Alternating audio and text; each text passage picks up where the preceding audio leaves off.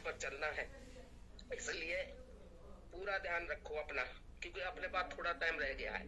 स्वामी महाराज ने जो जो बातें बताई थी वो सब आपने देख ली आपके सामने। पहले हम लोगों को तो यकीन नहीं होता था कि ऐसा भी कहीं हो सकता है कि एक बीमारी एक समय में पूरे संसार में आएगी और लाते परे चढ़ेंगे, उठाने वाला नहीं मिलेगा। ताज्जुब होता था ये बातें सुन करके, ऐसा कैसे हो सकता है। लेकिन आपने देखा वो सब घटनाएं घटी आपके सामने, और जो आगे जो बताया वो भी अब घटने वाला है। अब तो बिल्कुल काल माया ने ऐसा वो मचाया। देखो स्वामी महाराज ने अपने जीवों को, जितने जीव उनके मतलब आए उनके शरण में, उनको सबको समेट लिया। अब जब अंतर ध्यान हो गए, उन्होंने काल को समय दे दिया।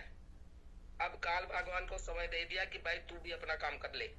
मैंने तो अपना काम कर लिया, जितने जीव मेरे को समेटने थे वो समेट लिए मेरे, है ना। अब वो काल का काम जो है, अब वो काल का काम शुरू है, काल अपना काम कर रहा है। स्वामी महाराज ने बताया भाई उधर से तो काल भगवान आ रहे थे और इधर से आ रहे थे दयाल भगवान। अब दोनों को मुलाकात हो गई रास्ते में, तो वो बोले भाई, काल भगवान से बोले कि भाई आप कहाँ जा रहे हो। कहने भाई अरे जीव जो है वो भजन वजन कर रहे हैं, यहाँ से निकल जाएंगे, हमारे तो राज्य में कमी हो जाएगी, हम लाए जाए। जो कोई भजन वजन सुमिरनदार करता है ना, उसको विचलित करना है हमारा काम, उसको मतलब उसके मन को फेर देना है, संसार की तरफ लगाना है, अध्यात्म से हटाना है, हमारा तो ये काम है, ये काम करने जा रहा हूँ। तो गुरु महाराज बोले अच्छा बच्चा, तो बोले आप कहाँ जा रहे हो। अरे भाई हम तो जा रहे हैं कि जो जीव जो है ना अध्यात्म के रास्ते पर चलना चाहते हैं, परमात्मा को पाना चाहते हैं, अपने घर जाना चाहते हैं, मैं उनको उनके घर का रास्ता बताने जा रहा हूँ और उनका सहयोग करूंगा, उनको अपने घर पहुंचाऊंगा, मैं तो ये काम करने जा रहा हूँ। तो कहने लगा कि नहीं नहीं ऐसे कैसे हो सकता है, ये तो काल के जीव हैं और ये तो हमारे आदेशानुसार काम करेंगे, आपके आदेश कैसे करने। स्वामी महाराज ने कहा अरे भाई वो हमारे आदेश से भजन करते हैं, हमारे आदेश से शाकाहारी रहते हैं, हमारे आदेश से सत्संग सुनते हैं, हमारे आदेश से जो है नाम का प्रचार करते हैं, जय गुरुदेव बोलते हैं, जो जगा हुआ नाम है वक्त का, जो ये नौका लगी है जय गुरुदेव नाम की, वो उसे बैठ करके और हमारे आदेश का पालन कर रहे हैं, तो हमारे जीव हैं, उनको तो कैसे भटका सकता है। तो कहने लगा नहीं भाई, आपके बच्चे जो है ना भजन तो करते हैं लेकिन मन से नहीं करते। तो स्वामी महाराज बोले भाई अगर भाई मन से नहीं वो करते हैं तो मन तो तेरा है, मन तो काल भगवान का है, तो रास्ते में मिला था। आत्मा जो है वो परमात्मा की है। तो स्वामी महाराज ने कहा ठीक है भाई ऐसे कर, तू मन तू ले जा, मन तेरा है तू ले जा, लेकिन आत्मा मेरी है, मैं आत्मा को अपने घर पहुंचा दूंगा। आत्मा तो हमारी है, हम आत्मा को अपने घर पहुंचा देंगे, मन को तू ले जा। तो ऐसे है, गुरु की बड़ी अपार दया हो रही है, निमित्त मात्र करना है, समझे। और मालिक ने कहा था कि भाई तुम निमित्त मात्र करो, हैं, जितना तुमसे हो सकता है उतना सुमरन ध्यान भजन में समय दो, क्योंकि समय तो खराब है ही है। ऐसे खराब वक्त में जो भगवान का नाम ले रहा है ना, सबसे बड़ी बात है। घर घर में क्लेश छिड़ा हुआ है।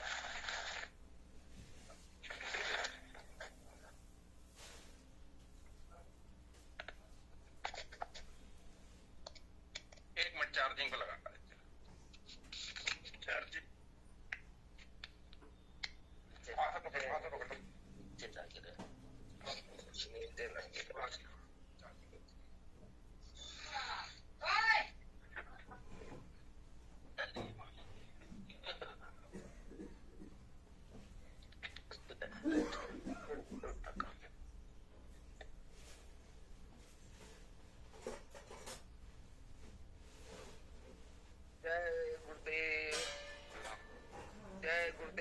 प्रभु का। तो सभी भाई बहनों से हमारे हाथ जोड़कर प्रार्थना है कि आप सब ये बहुत अच्छा काम शुरू किया है कि इस बहाने जो आलस करते थे, सुबह नहीं उठ पाते थे भजन के लिए, वो भी उठ जाएंगे और सुमिरन ध्यान भजन भी करेंगे, प्रार्थना भी करेंगे, मालिक को याद भी करेंगे और सत्संगी भाई बहनों से मुलाकात भी होगी। सब अपने अपने अनुभव बताएंगे तो इससे प्रोत्साहन बढ़ता है। और देखो हम लोगों के जीवन में हम गुरु से प्यार नहीं करते, गुरु हमसे प्यार करता है। वो ऐसी ऐसी घटनाएं हमारे आगे घटित हो जाती हैं कि हमको मजबूरन उनसे प्रेम करना पड़ता है, उनसे विश्वास करना पड़ता है। अब मैं अपनी आपकी घटना बता रही हूँ कि जयपुर में सत्संग था। जयपुर ये उसमें है राजस्थान में, वहां पर सत्संग था। तो वहां से हमारे पास खबर आई कि भाई ये 3 दिन का प्रोग्राम है गुरु महाराज का, तो आप आ जाओ। मैंने कहा ठीक है। उस टाइम मैं चंडीगढ़ में थी। तो मैं और मेरे पति तैयार तो हुए, लेकिन थोड़ा हमारी आपस में थोड़ी अनबंसी हो गई। तो ये कहने लगे अब नहीं, मैं नहीं जाता। तो मैंने कहा मैं तो जाऊंगी। तो भैया मैं अकेले ही जयपुर चल पड़ी। अच्छा, जयपुर पहुंच गई तो रात को 10-11 बजे जाकर के पहुंची बस, क्योंकि चंडीगढ़ से जयपुर काफी दूर पड़ता है। तो जब 11 बजे जाकर के वहाँ बस पहुंची बस स्टैंड पर, तो अब वहाँ इतनी भीड़ चारों तरफ।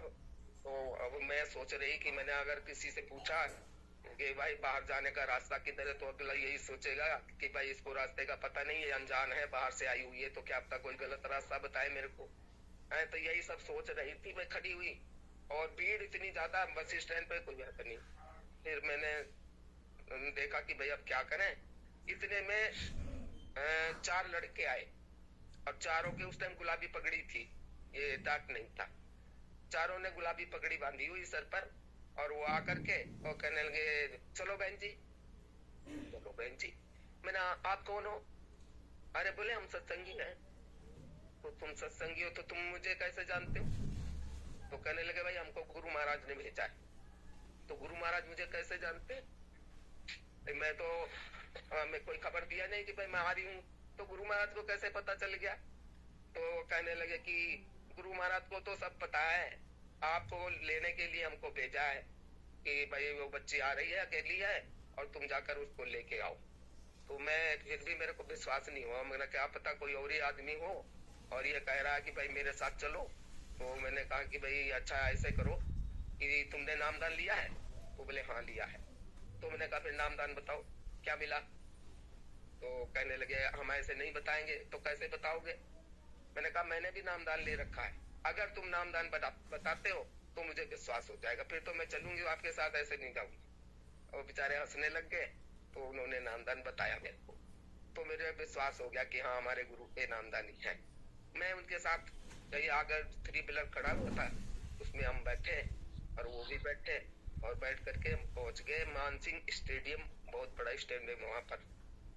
तो जब स्टेडियम पहुंचे तो दोनों तरफ काफी ऊंची ऊंची दीवारें थी, करीब 1 किलोमीटर तक दोनों तरफ दीवारें थी।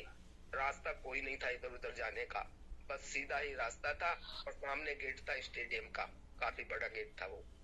तो जैसे ही गेट के सामने गाड़ी रुकी तो वो कहने लगे देखो बहन जी, ये स्टेडियम का गेट है, आप अंदर जाओगे ना तो दाहिने हाथ की तरफ हरियाणा के टेंट लगे हैं, तो वहाँ आपके यहाँ के लोग मिल जाएंगे।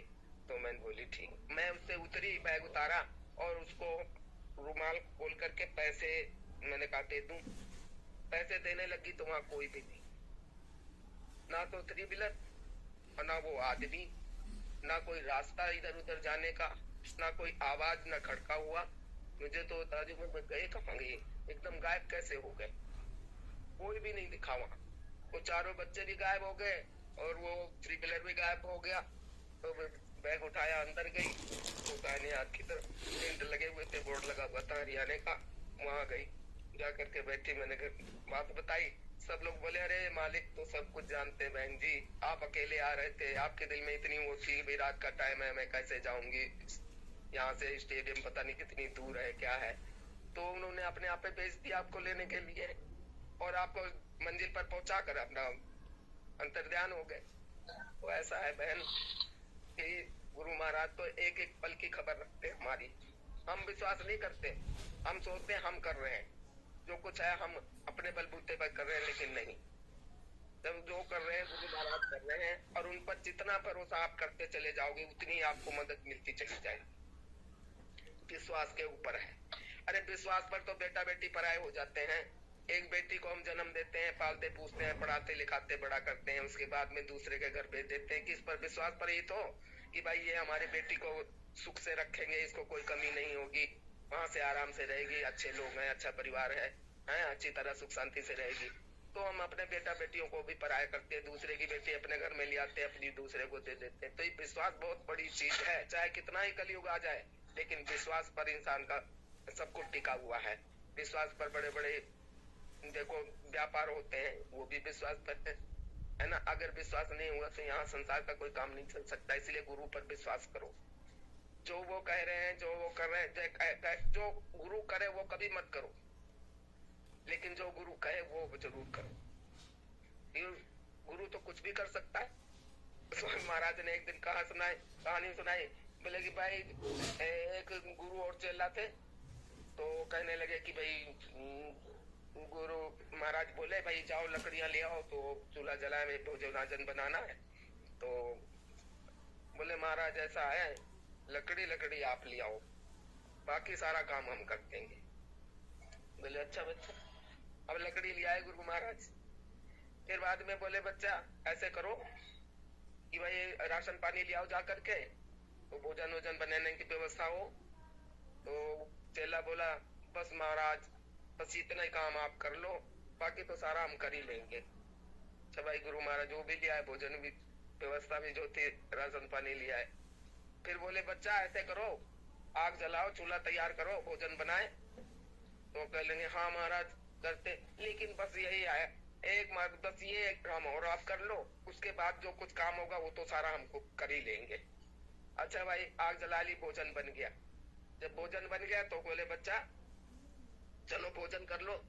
बोले हाँ महाराज अब इतनी बातें तो आपकी नहीं मान सका मैं, मेरी मजबूरी थी, और चलो ये आदेश तो आपका मानना ही पड़ेगा, तो भोजन तो करना ही पड़ेगा। तो बैठ करके भोजन कर लिया। उसके बाद गुरु महाराज देशाटन पर चल दिए, वो तो साथ में चेला गए आगे। किसी भक्त ने दूध पिलाया तो 2 गिलास दूध ले आया वो। तो बोले कि भी नहीं भाई गुरु महाराज तो 2 गिलास है, तो बोले भाई मेरे लिए 4 गिलास लाना। चेला बोला, वो 4 गिलास दूध पी लिया भाई, आगे चल पड़े। अब आगे फल फ्रूट ले आए भाई खाने के लिए। तो गुरु महाराज ने 2 खाए तो चेले 4 खाए। फिर आगे चले तो एक जना कांच पीस रहा था। तो बोले भाई तुम क्या कर रहे हो? बोले भाई हम तो कांच पीस रहे हैं। बोले कांच पीस रहे हो? तो गुरु महाराज बोले अच्छा तो ऐसे है 2 गिलास कांच बना दो। मैंने 2 गिलास कांच का शरबत बना के अपना दे दिया। अब स्वामी महाराज बोले, गुरु महाराज कहने लगे कि ऐसा है कि ले बच्चा तुम तो मैं तो बुढ़ा आदमी हूँ, मैं तो थोड़ा ही खाता हूँ, तुम ज्यादा खाते हो, तो ऐसे करो ले ये 2 गिलास तुम पी लो और 1 गिलास मैं पी लूंगा। तो अब ये देख रहे हैं कि भाई ये तो कांच पिसा हुआ है, इसको पीने से तो मर जाएंगे, है ना। तो कहने लगे नहीं महाराज अब ऐसा है ये तो काम आप ही कर लो, और मेरे से तो नहीं होगा ये काम। तो कह लेंगे बस बच्चा है। तो ये है कि गुरु महाराज को ऐसा कोई साधन ना समझो कि हाँ भाई गुरु महाराज तो ये सब कुछ कर ले और हम कुछ भी ना करें और दया पूरी मांग रहे हैं, दया पूरी चाहिए। तो दया भाई कुछ करने से मिलेगी, ऐसे दया नहीं मिलेगी कि जब कुछ स्वामी महाराज सभी उन्हीं कर लोगे, भजन भी तुम ही कर लो, मालिक भजन नहीं होता हमारे से। अच्छा तो तुम्हारे नाम का भजन भी मैं ही करूं, है ना। सेवा नहीं होती हमारे से, शरीर में बीमारियां रहती हैं, तो सेवा भी मैं ही करूं, है। अब तुम जब कुछ कर ही नहीं सकते तो दया काहे की नाम की मांग रहे हो, है। ऐसे दया नहीं मिलती है। कुछ करो भाई, अरे निमित्त मत करो, अपनी भावना अपनी सोच है ना, इसको अपना स्थिर रखो, है। जैसा वो कहने जैसे खाए अन्न वैसे होया मन, और जैसे पिए पानी वैसे बोले पानी।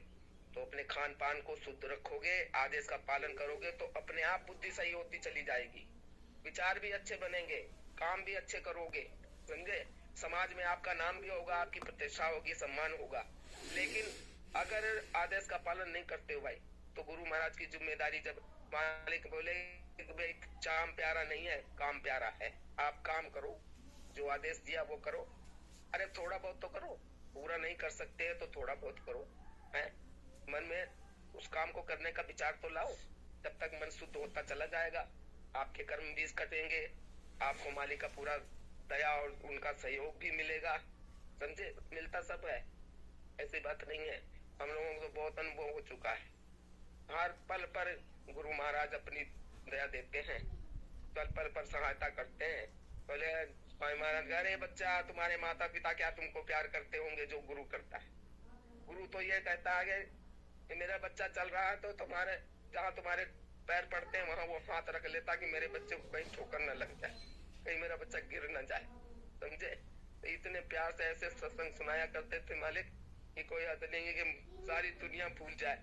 ऐसे मन में इतनी मतलब उथल पुथल हो जाता था कि संसार कुछ नहीं, संसार की तरफ ध्यान ही नहीं जाता था इंसान का, है? तो गुरु के आदेश का जैसे जैसे पालन करते जाओगे, कुछ तो भजन के साथ सफाई होती है, कुछ आदेश पालन के साथ सफाई होती है, कुछ नाम का सिमरन करते रहोगे, है ना? और अच्छा काम करो, किसी गरीब को भोजन खिला दो, है? किसी उसकी सहायता कर दो, कोई बीमार है उसको दवाई दिला दो, है? कोई भूला भटका उसकी बैठ करके देखो। सेवा तो अब हम कहते ना कि हमारे पास तो इतना पैसा नहीं है, हम भंडारा कैसे करें? हमारी इच्छा है कि हम भंडारा करें, लोगों को भोजन कराएं, लेकिन हमारे पास गुंजाइश नहीं है। अरे गुंजाइश है आपके पास, लेकिन आप करो तब ना।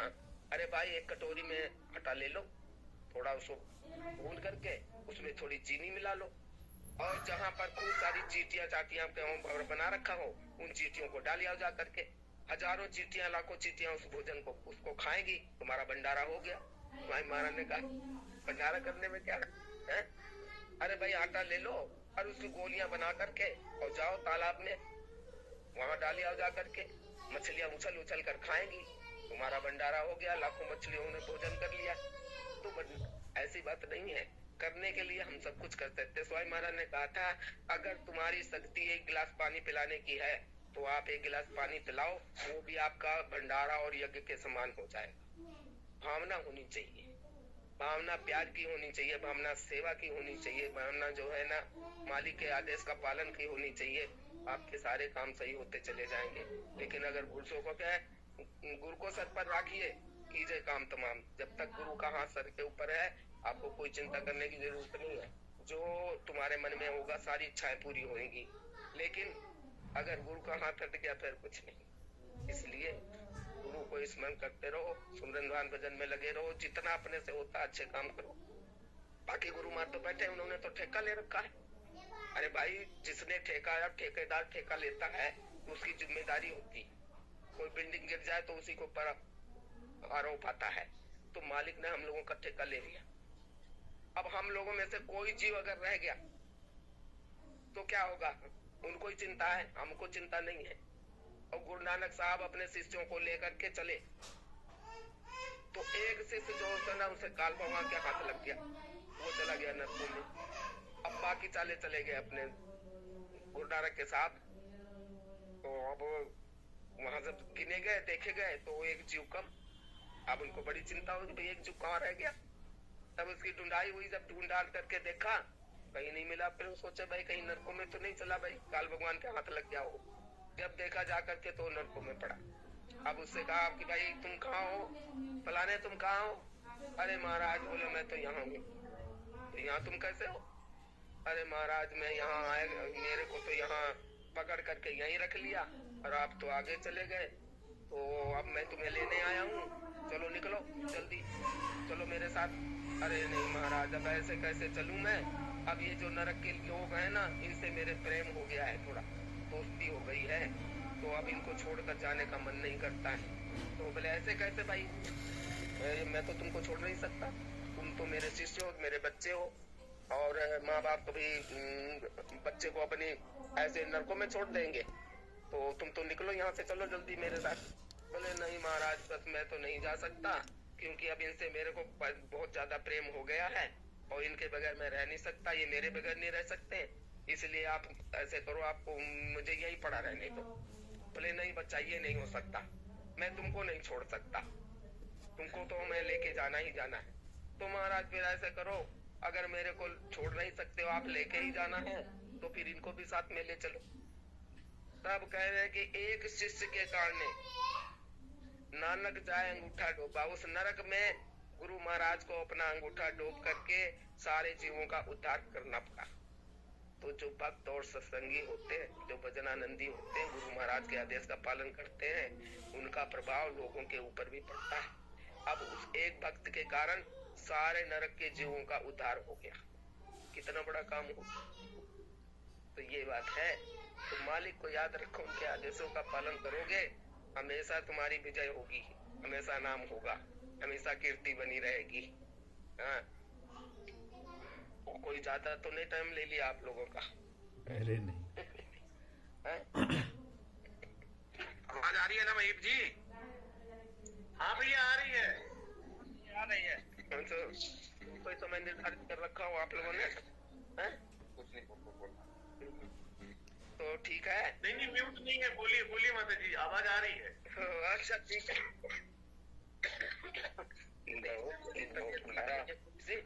गहरा सत्संग है, बोलिए।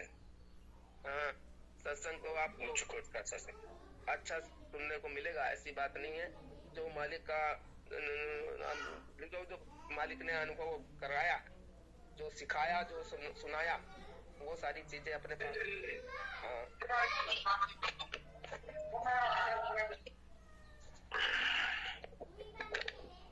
म्यूट कर ले अशोक भैया, म्यूट कर लीजिए। आकाश भैया म्यूट कर लीजिए, म्यूट कर आकाश भैया म्यूट करिए।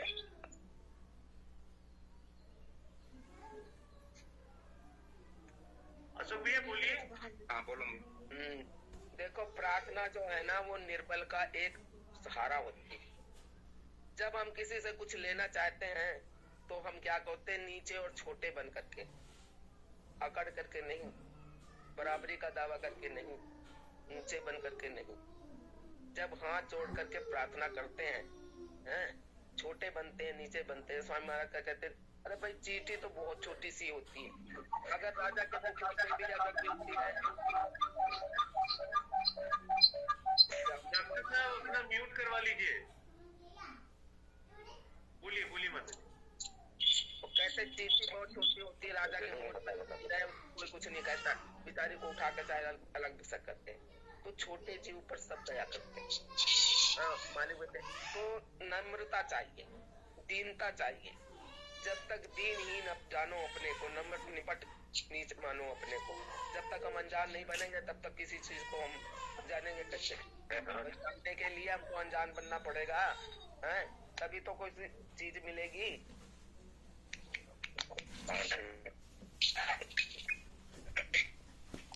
इसलिए प्रार्थना करना जो है वो दीन का कर्तव्य है। स्वामी महाराज ने कहा कि जब दीनहीन होकर के मालिक से प्रार्थना करोगे, रोगे कि हे मालिक, मैं आपके पास आना चाहता हूँ, आप मुझे अपने पास बुला लो, मैं इस संसार में बहुत दुखी हूँ, मेरे को अब यहाँ मत भेजना, यही प्रार्थना करो। संसार की चीजें मत मांगो, संसार की चीजें तो ले भी लोगे तो आज है, कल तुझे इनको छोड़ करके चले जाओगे।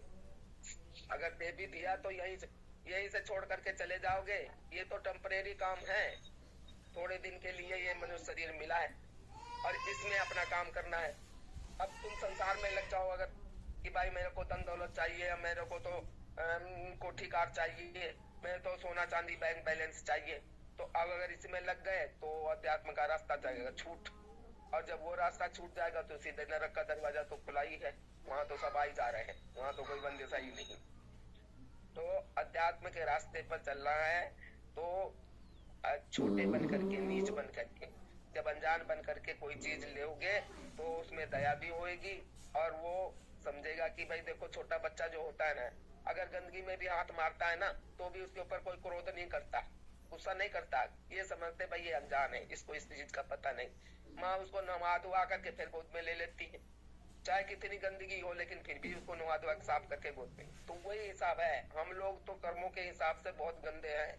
और स्वामी महाराज कहते जब इतने नाली और सीवरेज में इतनी बदबू नहीं आती जितनी तुम्हारे कर्मों में आ रही है, लेकिन फिर भी उनको ये पता है कि भाई हम लोग अनजान है, अनजान में ये सारे कर्म कर लिए, इतना मतलब बोझा चढ़ा लिया अपने ऊपर कर्मों का।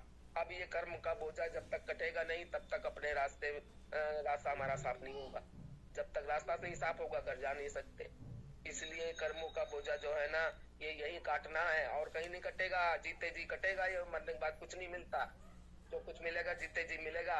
इसलिए जीते जी अपने कर्मों की कटाई का काम कर लो कि हमारे कर्म कट जाए, हैं? अगर कर्म कट जाए तो गुरु गुरु सहायता करते गए। अगर तुम्हारी भावना बन गई कि हमें अपने कर्म काटने, मालिक सब हमारी भावना को देखते समझते हैं कि हमारा जीव कौन क्या चाहता है। यहाँ पर तो आप कर्मों को करने के लिए आजाद हो, अच्छा करो बुरा करो तुम्हारी मर्जी, वो काल भगवान रोकेगा नहीं। लेकिन जब उसका नतीजा, जब उसका परिणाम मिलना होगा ना, फिर आप कुछ नहीं कर सकते। अब बच्चा पेपर देता है, अब पेपर में चाहे फिल्मी गाने लेके आए और चाहे क्वेश्चन का आंसर लेके आए, मास्टर टोकता नहीं, साल भर पढ़ाता है लेकिन टोकता नहीं उस टाइम। अब जब उसका परिणाम मिलता है तो फिर जैसा तुमने किया वैसा ये बात है। इसलिए जो भी कर्म करो सोच विचार करके करो कि इसमें अब संसारिक फायदा देखोगे तो अध्यात्म से अलग हो जाओगे, और आध्यात्मिक फायदा देखोगे तो संसार वालों को अच्छे नहीं लगोगे, क्योंकि ये दोनों रास्ते अपोजिट है एक दूसरे के। क्योंकि जब हम आए थे तो हमारा मुंह संसार की तरफ था, और जब जाएंगे तो इस तरफ पीठ हो जाएगी और मुंह हो जाएगा उधर की तरफ, मालिक की तरफ। तो इसलिए जगत भगत का पैर है चारों युग पर मान। तो भक्तों का तो हमेशा ही लोगों ने उनका मतलब बहिष्कार किया है। भक्तों की जो है ना वो